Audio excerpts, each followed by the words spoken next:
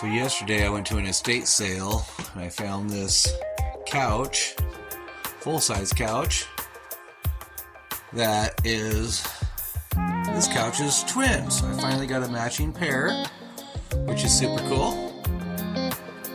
And when I got to move it, I found out it was a hide-a-bed, which, the way I designed the counter, it's never gonna be a hide-a-bed. But let me tell you, it was a bear getting it up into this treehouse, because how I had to get it up to the treehouse is the back part where the bathroom, the shower will go, and there's no deck railing on it, and it's about 8 feet down.